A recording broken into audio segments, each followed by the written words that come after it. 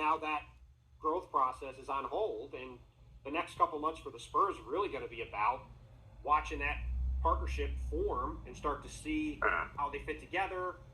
Having Stephon Castle play with those guys, seeing where they all fit together, figuring out the kind of pieces you want to have around those guys going forward.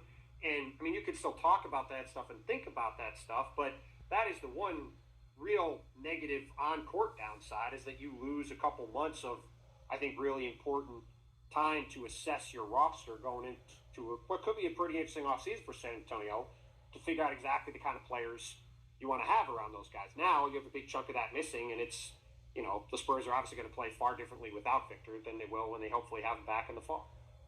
Well, Chris Paul, as CP3 said, you can't replace Vic. He said, I can't stand on somebody's shoulders and block every shot in the paint.